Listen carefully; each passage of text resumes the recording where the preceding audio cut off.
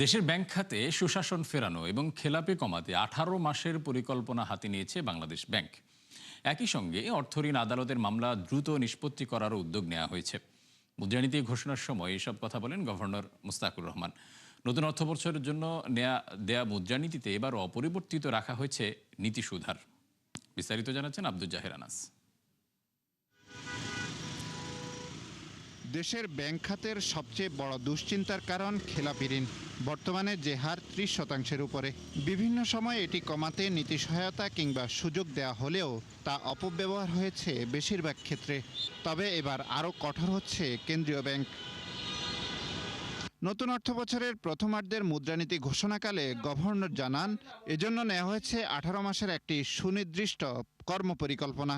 এর মধ্যে প্রথম ধাপে 6 মাসের জন্য চালু করা হয়েছে বুলেট পেমেন্ট এক্সিট পলিসি, যার আওতায় অলাভজনক প্রতিষ্ঠানের ঋণ পুনঃতফসিল না করে এককালীন নিষ্পত্তিতে হিসাব বন্ধের সুযোগ পাবে ব্যাংকগুলো।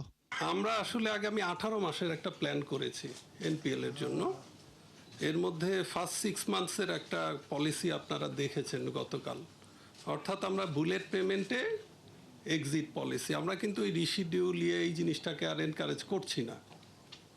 কেউ যদি চায় বুলেট পেমেন্টে বিজনেস থেকে বের হয়ে যেতে পারবে। শুধু নীতিমালা নয়, আইন সংস্কারেও জোর দেওয়ার কথা জানান গভর্নর। বলেন, প্রক্রিয়া চলছে অর্থঋণ আদালতের মামলা সর্বোচ্চ 6 মাসে নিষ্পত্তির। সাথে ব্যাংকের মন্দঋণ কেনার জন্য সম্পদ ব্যবস্থাপনা কোম্পানি গঠনের কথাও বলেন তিনি।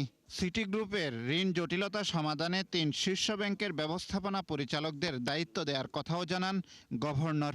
আমরা সরকারকে প্রস্তাব করছি যে এই কোর্টের বিচার যাতে 6 মাসে শেষ হয়।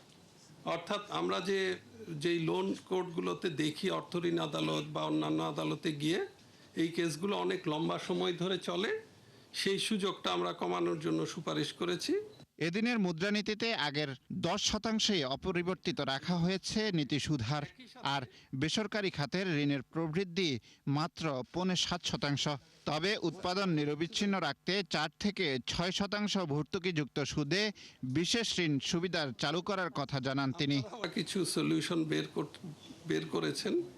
আমার মনে হয় যে নেক্সট 3 মান্থসের মধ্যে এগুলো এক্সিকিউশনে গেলে সিটি গ্রুপ হয়তো প্রবলেম থেকে বের হয়ে আসতে পারবে। আমাদের যে পলিসি রেট যে 10% ছিল, সেই 10% আমরা অপরিবর্তিত রাখার সিদ্ধান্ত নিয়েছি। বিনিময় হার নিয়ে স্বস্তি প্রকাশ করে গভর্নর জানান, গেল কয়েক মাসে ইসলামী ব্যাংকে 13,000 কোটি টাকা সহায়তা দেওয়া হয়েছে। এগুলোর ব্যাপারে আমরা খুব কঠোর অবস্থানে আছি। আব্দুল জাহের আনাস, 71, ঢাকা।